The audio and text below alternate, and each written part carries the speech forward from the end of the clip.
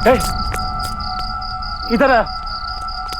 इधर भी नहीं है, इधर आ।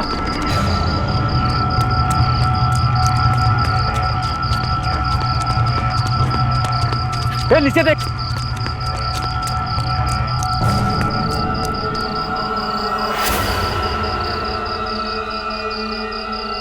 इधर देख नीचे। समझ में नहीं आ रहा, जमीन खा गई, आसमान निकल गया।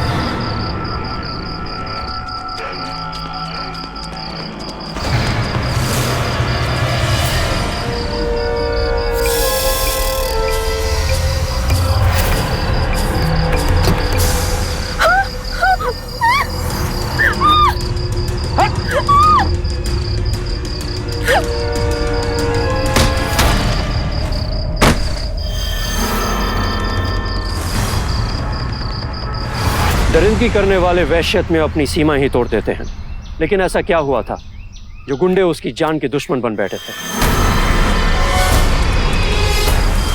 नमस्कार, सावधान यूपी फाइट बैक नाउ में आज के इस एपिसोड में मैं संजय सूरी आपका स्वागत करता हूं। कौन थे वो अपराधी जिनके हाथ उस मासूम लड़की के साथ इतने अत्याचार करने से पहले जरा भी नहीं कांपे? क्या थी इस घिनौनी वारदात की हकीकत? आखिर वो लोग इस लड़की की जान के पीछे क्यों पड़े थे? क्या वो लोग अपने मंसूबों में कामयाब हो गए? क्या इस घटना की वजह कोई बदले की भावना थी या कुछ बड़ा षड्यंत्र रचा जा रहा था? जानने के लिए आइए देखते हैं आज का एपिसोड।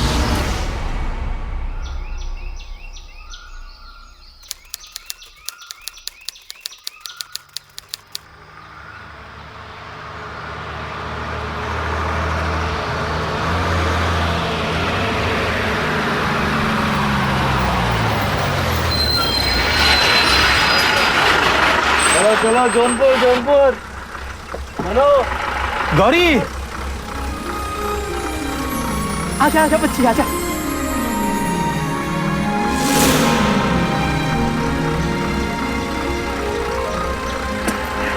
बाबूजी प्रणाम। खुश खुश खुश, खूब नाम कमाओ। तुमने अपने बाबूजी की नाक ऊंची कर दी है।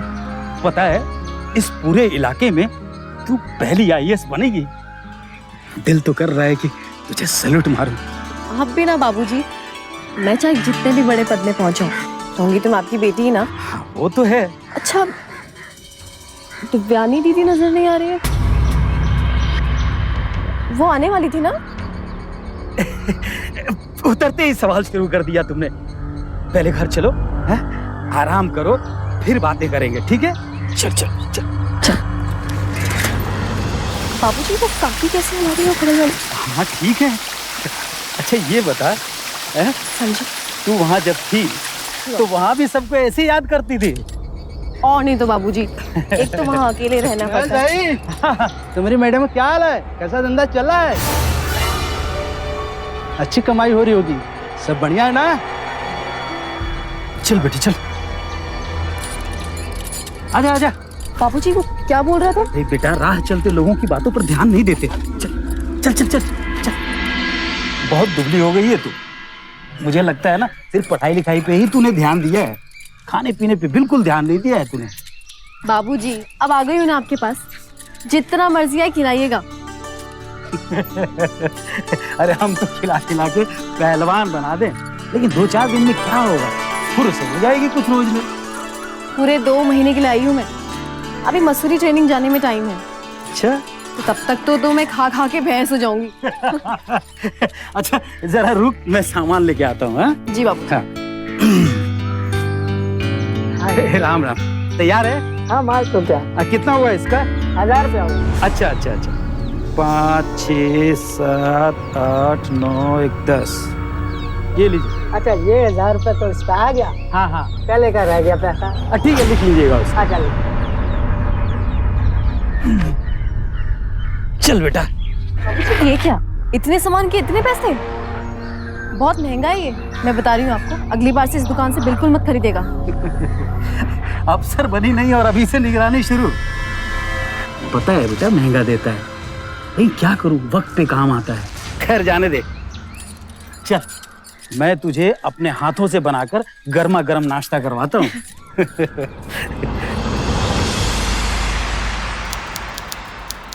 क्या बात है बाबूजी, आप तो माँ से भी ज्यादा अच्छा खाना बनाते हो। सच में जादू है आपके हाथों में। सुना तुमने बिटिया ने क्या कहा? हम तुमसे भी बेहतर खाना बनाते हैं। अच्छा बिटिया, मैं जा रहा हूँ, तुम अपना ख्याल रखना। अरे बाबूजी मैं भी चलती हूँ ना। अरे लेकिन तुम कहाँ जाओगी? खाना खाओ और आराम करो। अच्छा, मैं यहाँ आऊँ और दिव्यानी दीदी से ना मिलूं, ऐसा भला कभी हो सकता है? दरअसल मैंने दिव्यानी दीदी के यहाँ के माली का काम छोड़ दिया है। क्या? क्यों बाबूजी? मतलब वो शहर में नहीं है क्या? नहीं नहीं, वो हैं तो इसी शहर में, लेकिन मुझे देर हो गई बेटा, तुम खाना खा के आराम करो, ठीक है? आप ऐसा क्यों बोल रहे हैं? कहीं दीदी ठीक तो है ना? मैं बाद में बताऊंगा तुम्हें, तुम खाना खाओ और आराम करो, ठीक है?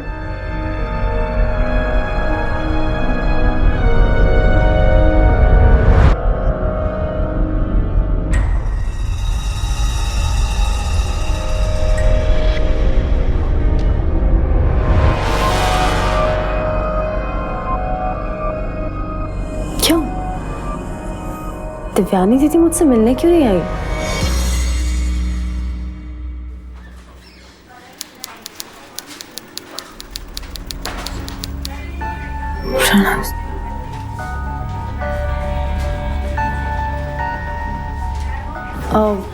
एक्सक्यूज मी, दिव्यानी शर्मा का ट्रांसफर हो गया क्या?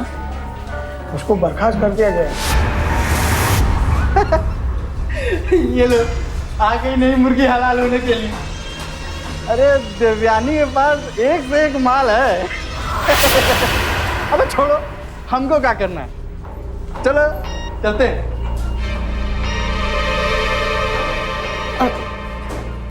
लेकिन किस लिए? उसने कैंडी ऐसे कुछ किया मैडम।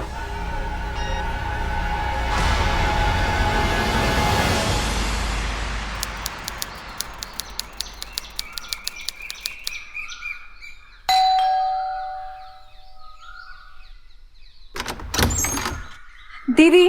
गौरी तुम? दीदी आपकी तबीयत तो ठीक है ना? दीदी मैंने यूपीएससी का एग्जाम क्लियर कर लिया, मैं पास हो गई। मैं आज ही सुबह आई तो मुझे लगा कि आपसे मिलने चली आऊं।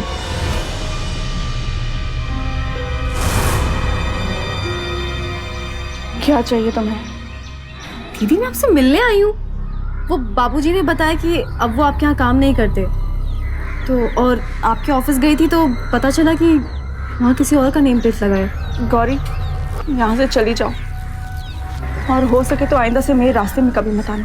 दीदी आप ऐसे क्यों बोल रही हो? गौरी मैंने कहा यहाँ से जाने के लिए, तो इसका मतलब जाओ यहाँ से, जाओ। मेरी बात तो सुनो दीदी।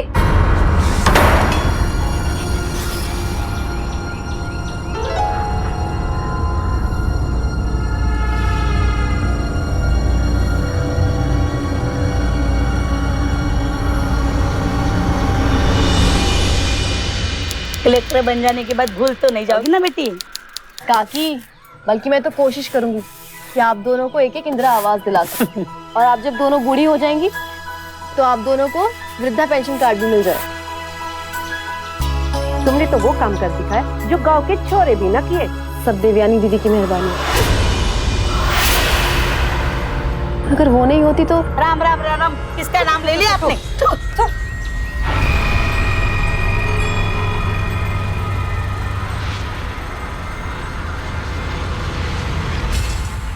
बाबूजी, दिव्यानी दीदी का नाम सुनते सबने मुंह क्यों बना लिया? क्या कर रही हो बेटी? जब से आई हो दिव्यानी दीदी का रट लगाए बैठी हो। अच्छा ये बताओ, खाना क्या बनाओ? बाबूजी मैं आपसे कुछ पूछ रही हूँ, मुझे जवाब चाहिए। हमेशा बहाने बनाते रहते हैं। दिव्यानी दीदी को सस्पेंड क्यों किया गया? क्यों आप उनके यहाँ काम नहीं करते? क्यों उन्होंने मुझसे मिलने से मना कर दिया? क्यों उनका नाम सुनते सबके चेहरे पे नफरत उतर आती है? बताइए मुझे। जानना चाहती है ना? सुनो, तुम्हारी दिव्यानी दीदी ने हम सबको बेवकूफ बनाया है, धोखा दिया है उसने हम सबको, और तुम भी उससे जितनी दूर रहो तुम्हारे लिए अच्छा है। बहुत ही गंदी औरत है वो, और क्या कहूँ। कुछ मत कहिए, वही अच्छा है। अरे सालों से जानते हैं उन्हें, हमेशा हौसला बढ़ाया उन्होंने मेरा। अच्छी सीख थी हमेशा। मैं जो कुछ भी हूँ आज, मैं उन्हीं की वजह से हूँ। वो मेरी आइडल है। और जो मैं कह रहा हूँ वो क्या झूठ है? हाँ झूठ है, बकवास है सब। यकीन नहीं कर सकती मैं आपकी बात का। नहीं यकीन हो रहा है ना? 1 मिनट रुको, अभी आया।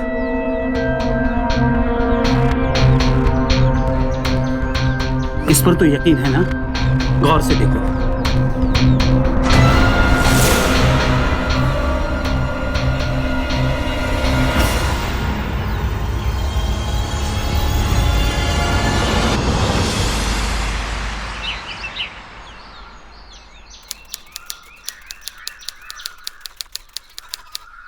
अरे इनकी सूरत से तो इनकी शराफत झलक रही है।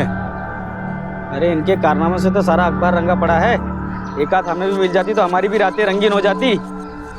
अरे ओ सुनो, अरे सुनिए, अरे इनके पास क्या कमी है? 1 मांगो 1000 भिजवा देंगे। अरे सुनो, अरे सुनो।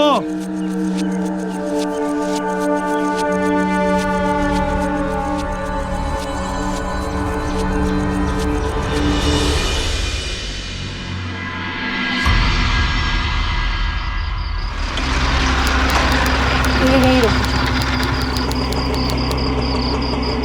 ये 2 मिनट रुको।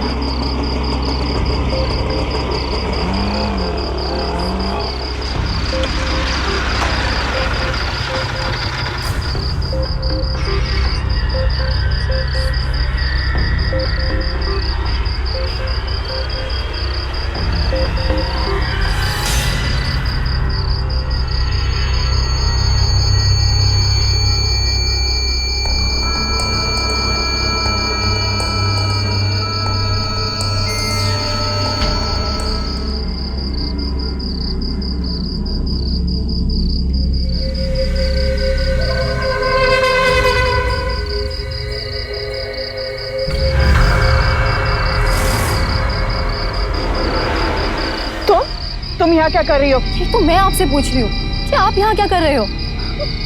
अरे वाह, क्या माल है। मार्केट में नया है क्या? ऐसे रेट क्या है इसकी? दिखने में तो टॉप क्लास की लगती है, मुंह मांगी कीमत मिलेगी। अरे सती चलो यहाँ से, तुम घर चलो। बात तो सुनिए। कोई सवाल नहीं सुनूंगी। चलो बैठो। दीदी बैठो। आइंदा से मेरे रास्ते में आने की कोशिश मत करना। रिक्शा। लेकिन दीदी मेरी बात तो सुनिए। चुपचाप घर चली जाओ। जाओ।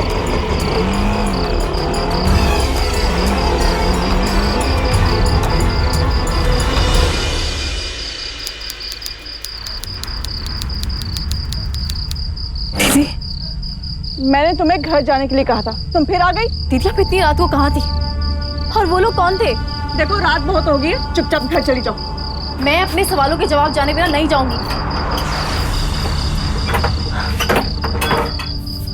दीदी जिद मत करो, कहा ना जाओ यहाँ से।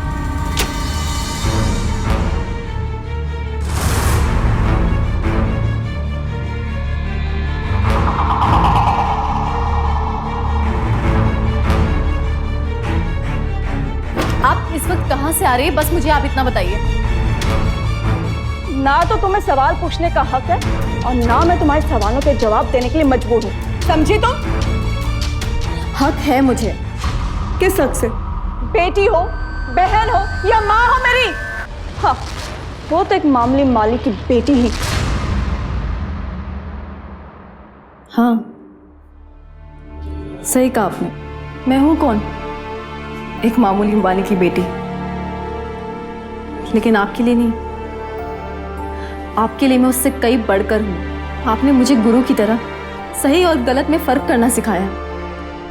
आप मेरी आइडल हैं दी। आज मैं जिस मुकाम पर हूँ वो सिर्फ आपकी वजह से।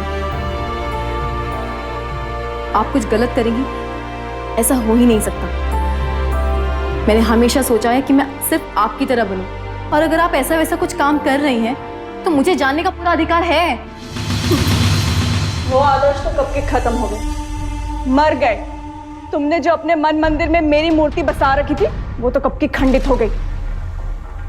देखो गौरी, मैं आखिरी बार तुम्हें समझा रही हूँ, आइंदा से मेरे रास्ते में कभी मत आना। जाओ यहाँ से, माफ करो मुझे। लेकिन दीदी मेरी बात, जाओ यहाँ से। जाओ जाओ जाओ यहाँ से, नहीं चाहिए मुझे तुम।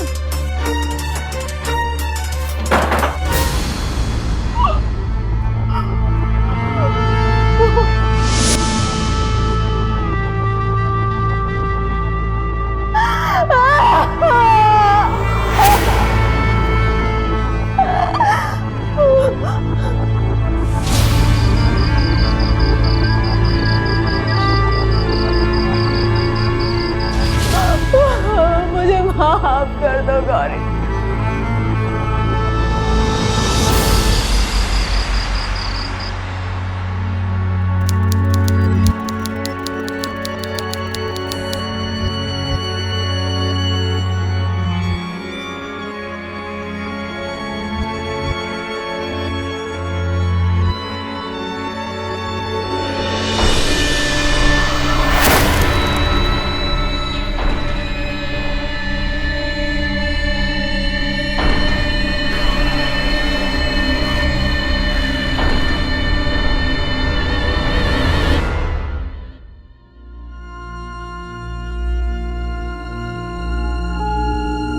मुझे आपके आंसुओं ने सारे जवाब दे दिए। मुझे पता चल गया कि आप निर्दोष हैं, कि आप किसी बड़ी मुसीबत में हैं, कि आप किसी साजिश का शिकार हो।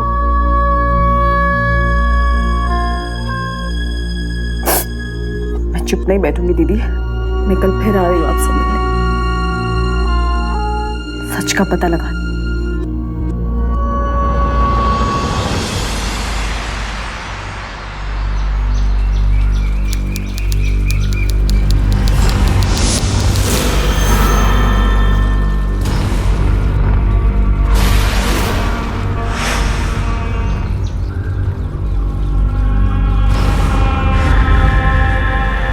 इंस्पेक्टर साहब, ये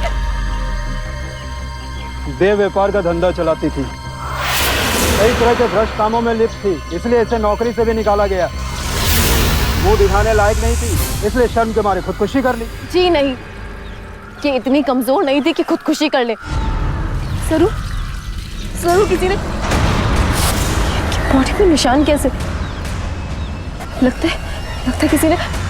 बाबूजी आप तो जानते हैं ना दीदी ऐसा कुछ नहीं। अब पर लेकिन बाबूजी आजा चल। पांडे, एम्बुलेंस बुलाओ।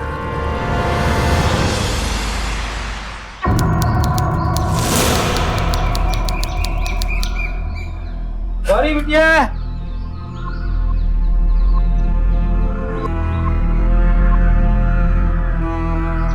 कब तक ऐसे बैठ के आंसू बहाती रहेगी? उसे भूल जा बेटा। देख, तू मान या मत मान, वो गलत संगति में पड़ गई थी। अपने आप को आंसू में डुबो के क्या हासिल होने वाला है? बेटा, बुरे काम का अंजाम हमेशा बुरा ही होता है। चुप, जा खाना खा ले जाके। हाँ, शाम तक आऊंगा, ठीक है?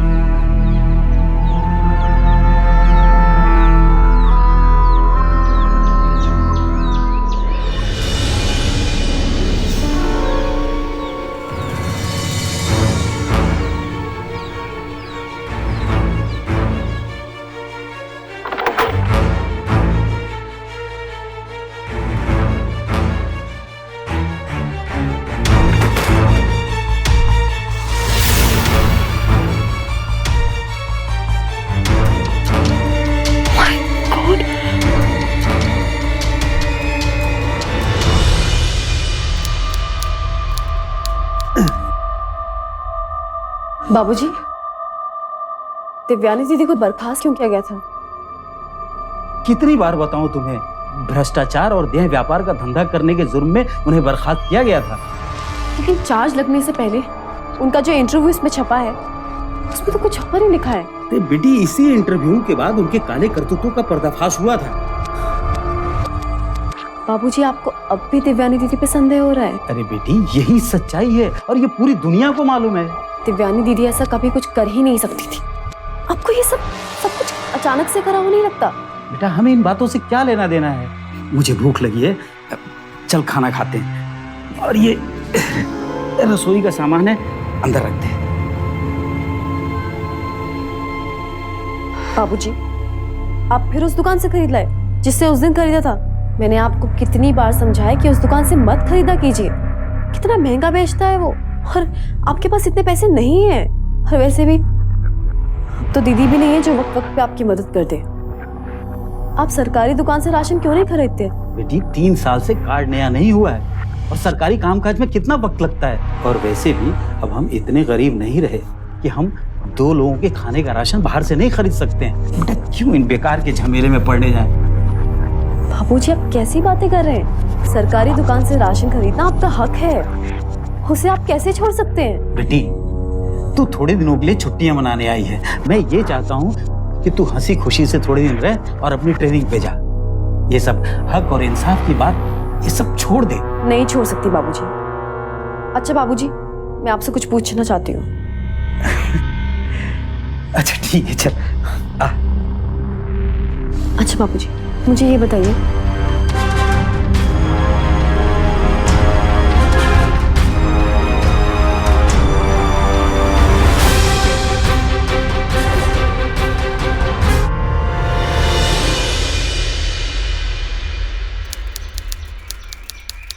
महेश बाबू, हाँ नाम तो है ही नहीं है इसमें आपका। कहे थे ना बिटिया, कोई फायदा नहीं है। चल चल। ऐसे कैसे नाम नहीं है? हम कोई गांव के बाहर के हैं क्या? अब राशन कार्ड हम तो बनाते नहीं हैं, ऊपर से बन के आता है। अब बिना राशन कार्ड के हम अनाज का एक दाना भी नहीं दे सकते हैं। राशन कार्ड होने पर भी कौन सा पूरा राशन देते हैं ये? अरे जितना स्टॉक में होगा उतना ही देंगे ना, कि घर उठा के दे दें। ये देखिए मेरा राशन कार्ड। अरे महेश बाबू, इसमें नाम तो ठीक है, लेकिन हमरा में भी तो होना चाहिए। ये देख रहे हैं आप, ये भारत सरकार की लिस्ट है। अगर इसमें नाम हो सकता है तो फिर आपकी लिस्ट में क्यों नहीं? अच्छा लाइए देखते हैं दोबारा।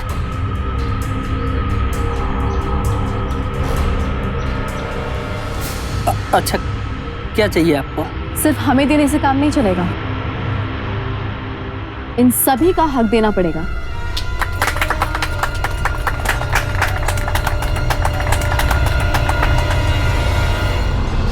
चल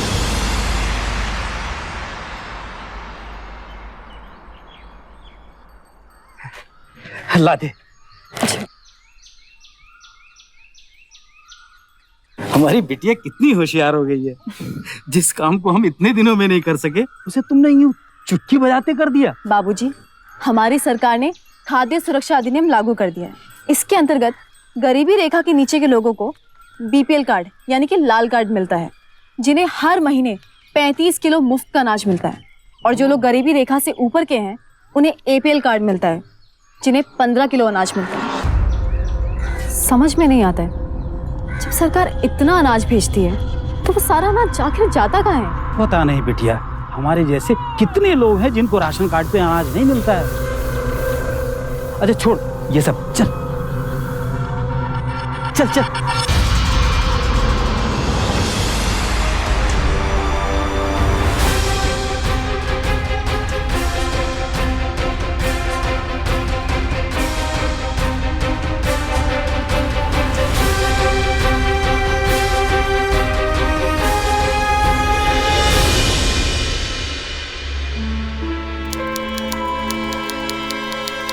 सब बहुत सारे लोग ऐसे हैं जिनका कार्ड रिन्यूअल ही नहीं किया गया, या फिर उनको कार्ड मिले ही नहीं है। ऐसा क्यों हो रहा है, कारण क्या है?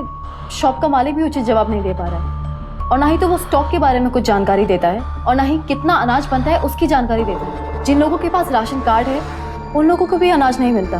सर मेरे बाबूजी पिछले 3 सालों से ये सब झेल रहे हैं। ऐसा क्यों हो रहा है, इस सवाल का जवाब ढूंढने में आप मेरी मदद कीजिए सर, प्लीज। हाँ, मैं समझ सकता हूँ कि प्रॉब्लम, मुझे थोड़ा वक्त दीजिए, देखता हूँ मैं क्या कर सकता हूँ। और हाँ, इस तरफ ध्यान दिलाने के लिए आपका बहुत बहुत शुक्रिया। Thank you so much sir. Okay.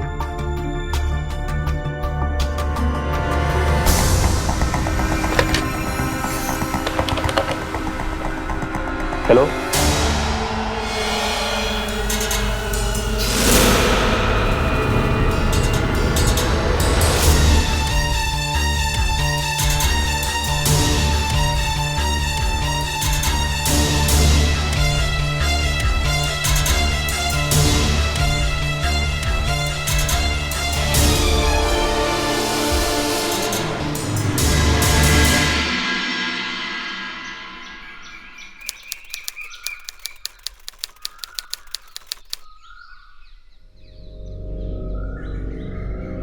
इतनी सारी अनाज की बोरी, ये किसने मंगाई? बाबूजी, इतनी सारी बोरियां ये किस लिए मंगवाई? मैंने नहीं मंगवाई है। मुझे लगा आपने मंगाए, तो फिर किसने मंगाए हैं?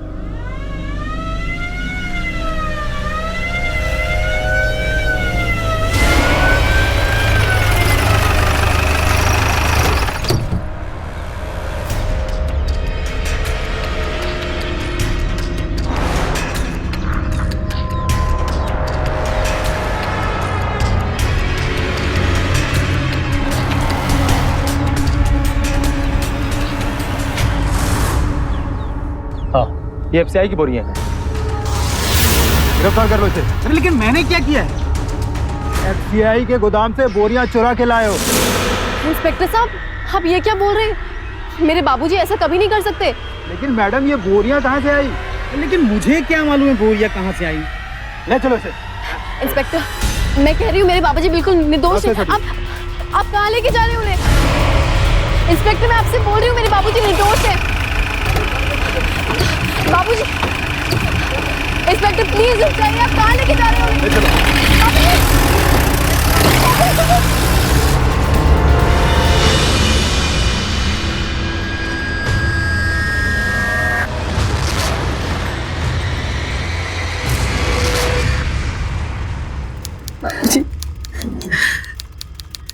मैडम, इन आंसुओं से तुम्हारे पिताजी के अपराध नहीं धुलने वाले हैं। किसी गुमनाम व्यक्ति का फोन आया था और बात पक्की थी, रंगे हाथ पकड़े गए हैं तुम्हारे पिताजी। नहीं इंस्पेक्टर साहब, आपने गलत आदमी को पकड़ा है। चोर अपने को चोर नहीं कहता। समय बर्बाद कर रहे हैं हमारा। जाइए यहाँ से, जाइए। आप चिंता मत करिए बाबूजी, मैं यहाँ से आपको जल्दी बाहर निकाल लूंगी। नहीं मेरी बच्ची, तू आगे ऐसा कुछ नहीं करेगी। देख, मैं नहीं चाहता कि तू किसी मुसीबत में फंस जा। जा कर जा जा यहाँ से।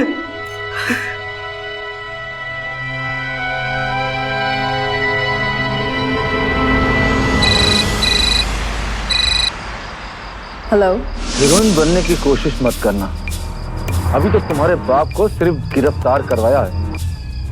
अगर उसके बाद भी तुम नहीं सुधरी ना, तो कुछ भी अनहोनी हो सकती है उसके साथ। दिव्यानी के साथ जो भी हुआ उससे भी बुरा। बहुत सवाल उठते हैं तुम्हारे दिमाग में, उन सब को अपने सीने में दफन कर लो, समझी?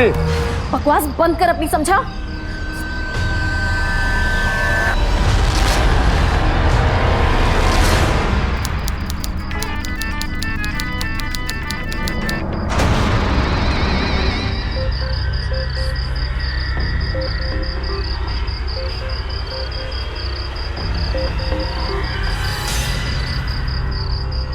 ठीक देवयानी के नक्शे कदम पर चल रही है लड़की।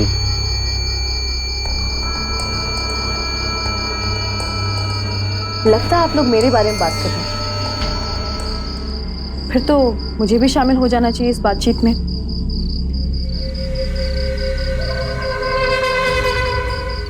अच्छा एक बात बताइए, आप लोग दिव्यानी दीदी को कैसे जानते हो? क्यों आती थी वो आप लोगों के पास?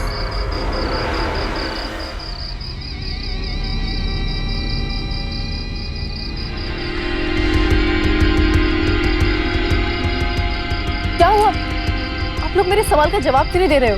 कुछ बोल क्यों नहीं रहे आप लोग? ठीक है, कुछ मत बताइए, लेकिन मैं भी अपने सवालों के जवाब जाने बिना चुप बैठने वाली नहीं हूँ। हाँ, तुम्हें भी मरना पड़ेगा दिव्यानी की तरह। कौन हो तुम? कहीं तुमने तो मेरी दिव्यानी दीदी को और अब मेरे बाबूजी के साथ भी कुछ गलत करने की सोच रहे हो? हाँ, मैं ही जिम्मेदार हूँ दिव्यानी जी का मौत का कारण। चलो, ये सब बोलने की क्या जरूरत है? मैं कुछ समझी नहीं। मैं समझाता हूँ।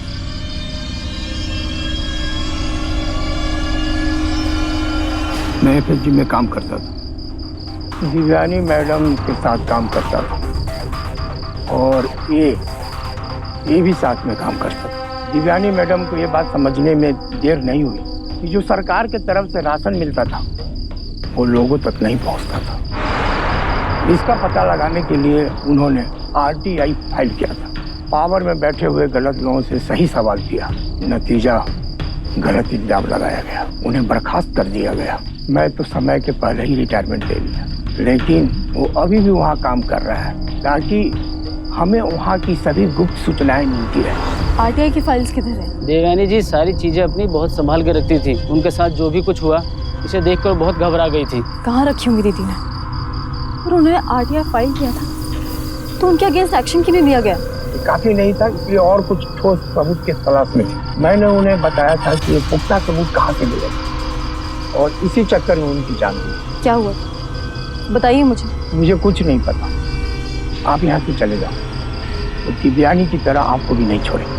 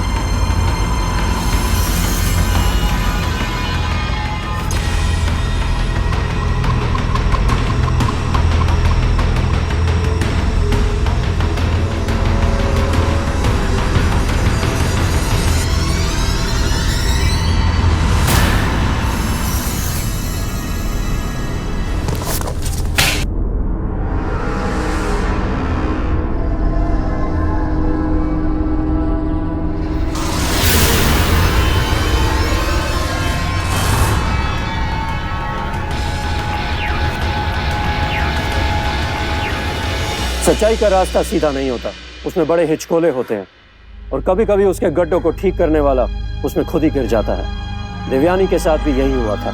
अपनी ईमानदारी के चलते उसे जलालत झेलनी पड़ी। वैसे भी लड़की के चरित्र पर सवाल उठाना सबसे आसान होता है। अब गौरी भी देवयानी के नक्शे कदम पर चल रही थी। कहीं वो भी देवयानी की तरह अपनी जिंदगी दांव पर तो नहीं लगा रही थी। तुम तो जानते हो कि इन सब चीज़ों में कितना वक्त लगता है, आरटीआई फाइल करना, इन्वेस्टिगेशन करना। तो मुझे कुछ दिनों का समय दो, मैं तुमसे मिलता हूँ, ठीक है? अच्छा, तुम्हारे पिता भी तो सरकारी गोदाम से अनाज चुराने के आरोप में पकड़े गए हैं। Thanks for your concern sir, लेकिन मेरे बाबूजी निर्दोष हैं। उनको झूठे इल्जाम में फंसाया गया है और मुझे पूरा यकीन है कि मैं उन्हें जल्दी बाहर निकाल लूँ। वैसे मैंने आपका काफ़ी काम आसान कर दिया है। यह है आरटीआई रिप्लाई जो देवयानी जोशी को मिले थे कि किसको बीपीएल और एपीएल कार्ड मिले थे और किसको नहीं। और यह है उन लोगों की लिस्ट जिन्हें राशन कार्ड तो इशू हुए लेकिन कभी मिले नहीं या फिर फर्जी नाम है। मतलब करोड़ों का अनाज लोगों को मिले बिना ही गायब हो रहा है। Good, very good. तुम जैसे लोगों की वजह से ही देश चल रहा है। एक काम करो, तुम इसको यहीं छोड़ दो, मैं कल इसे कोर्ट लेके जाऊंगा, ठीक है? वो भी कर दिया। देखिए, यह है पीआईएल की कॉपी जिसे लोकल कोर्ट में शिकायत करने के बाद फाइल किया था, और ये उस मेल की कॉपी है जो enforcement directorate state head office को भेजा था। जी लीजिए, इसमें कुछ जरूरी डॉक्यूमेंट्स हैं जो आपके काम आ सकते हैं। अब मुझे यकीन है कि इसके आगे की कार्यवाही आप जरूर करेंगे। चलती, थैंक यू। ओके।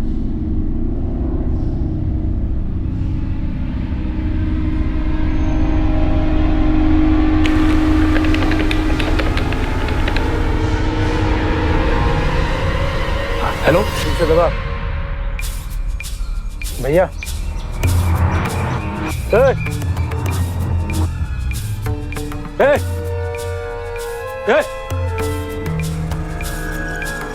वो क्या है ना, अभी अभी हमारा शादी हुआ है, बीवी के लिए हमने सूट बनवाया है, उसका दुपट्टा नहीं मिल रहा। तुम्हारा ये दुपट्टा उससे मिलता जुलता परफेक्ट मैच कर रहा है। ये सैंपल के लिए ले लें क्या? क्या बदतमीजी है? बदतमीजी तो अब शुरू होगी।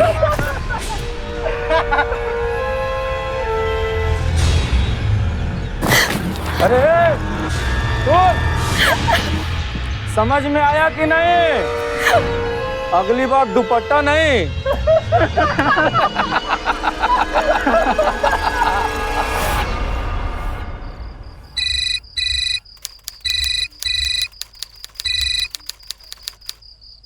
हेलो,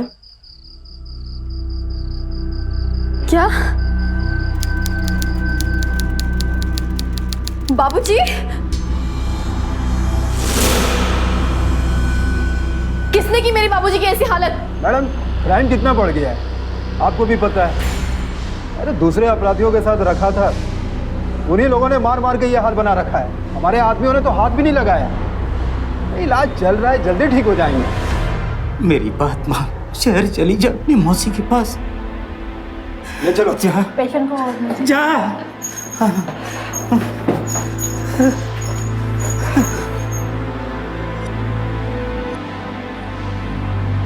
मैं उनकी चाल समझती हूँ बाबूजी। वो हमारे भीतर डर पैदा करके मुझे अपने रास्ते से हटाना चाहते हैं, लेकिन मैं हार मानने वाली नहीं हूँ। अपने बाबूजी और अपनी दिव्यानी दीदी का बदला लेकर रहूंगी मैं।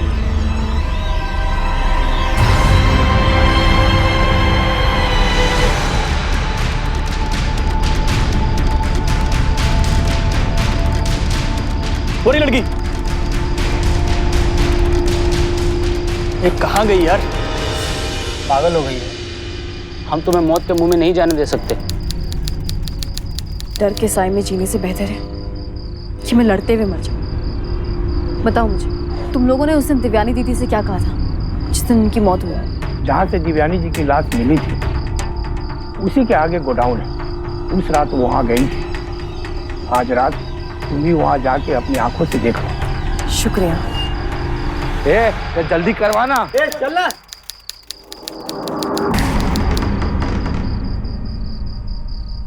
अरे इसको उठा और लेके जा अंदर।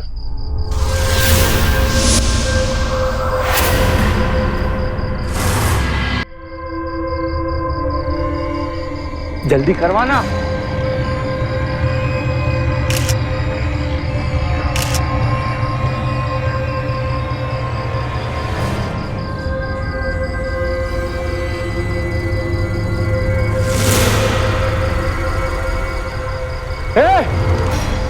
पकड़ उसको।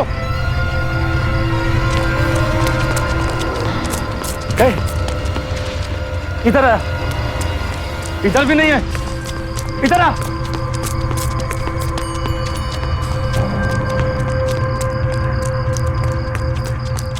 नीचे देख।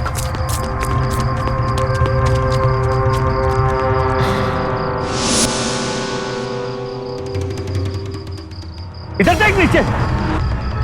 समझ में नहीं आ रहा, जमीन खा गई, आसमान निकल गया।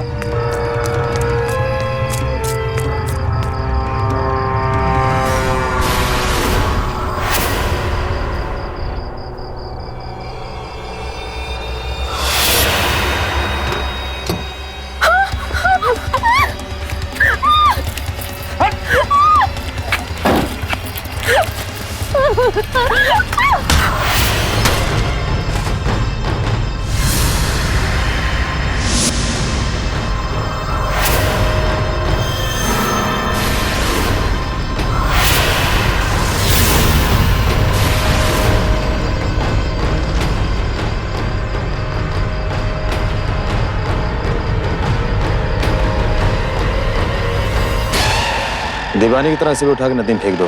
ठीक है भैया।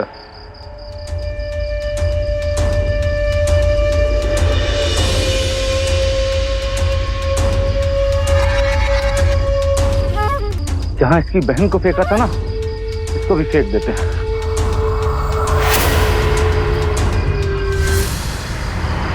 बहुत राशन कार्ड दिखा रही है।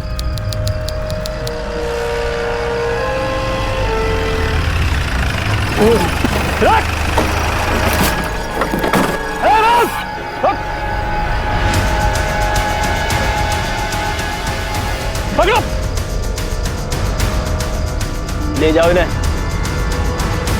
गौरी, गौरी।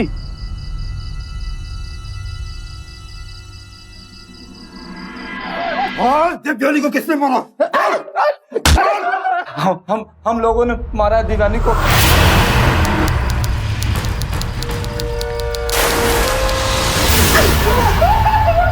नकारे हो सबके सब। जब इस लड़की ने जरूरी कागजात और प्रूफ के साथ तुमसे संपर्क किया था तो आरोपियों के खिलाफ एक्शन क्यों नहीं लिया गया? सारे के सारे आरोपी आजाद पंछी की तरह बाहर घूम रहे हैं। भला हो गौरी का जो सही वक्त पे मुझे फोन करके सारी बात समझा दी। अगर तुम चाहते हो कि तुम्हारे खिलाफ कोई एक्शन ना लिया जाए तो आरोपियों को गिरफ्तार करो।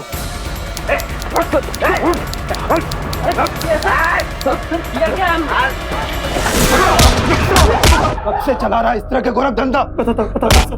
सिंह सरकार की तरफ से गरीबों के लिए सस्ते दाम पे जो भी अनाज चीनी के राशन मिलते थे हम उसे ऊंचे दाम पे ब्लैक मार्केट में बेच देते थे और राशन कार्ड पे चढ़ा देते थे कि किसको कितना मिला। ऐसे हजारों फर्जी राशन कार्ड है जिनका किसी व्यक्ति से कोई संबंध नहीं सर। पर ये सब किसकी छत्र छाया में चल रहा है? बताओ।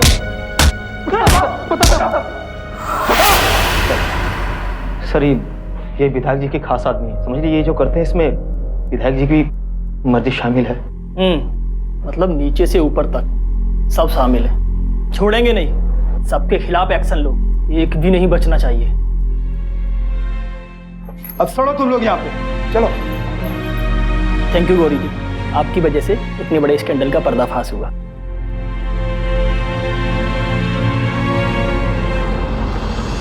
भारत एक ऐसा देश है जहां सरकारी गोदामों में इतना अनाज है कि कोई कुपोषण के कारण नहीं मर सकता। इसके पीछे सबसे अहम वजह गरीबों और जरूरतमंदों से उनका हक छीनना है। कालाबाजारी और भ्रष्टाचार ने पूरे सिस्टम को गटर की तरह गंदा कर दिया है। दरअसल भ्रष्टाचार होने की सबसे अहम वजह जागरूकता की कमी है। देवयानी और गौरी जैसे कुछ लोग होते हैं जो इस गटर में कूदने को तैयार होते हैं जिससे इसको साफ किया जा सके। हम उनके जज्बे को सलाम करते हैं। इस मामले में फंसे बाबू से लेकर एमएलए तक सभी को आईपीसी सेक्शन 409 के तहत विश्वासघात करने के आरोप में 10 साल की कैद हुई और साथ ही देवयानी के कत्ल करने वाले आरोपियों को आईपीसी सेक्शन 302 के तहत उम्र कैद की सजा सुनाई गई। अगर आपको लगता है कि आपके इर्द गिर्द कुछ संदिग्ध हो तो आवाज उठाइए। यूपी को क्राइम फ्री स्टेट बनाने में, अपराध और अपराधियों को जड़ से खत्म करने में आपका साथ बेहद जरूरी है, क्योंकि अभी नहीं तो कभी नहीं। इसी के साथ मैं संजय सूरी आपसे विदा लेता हूँ। फिर होगी मुलाकात यूपी में अपराध से जंग की एक और सच्ची घटना के साथ। सावधान यूपी, फाइट बैक नाउ।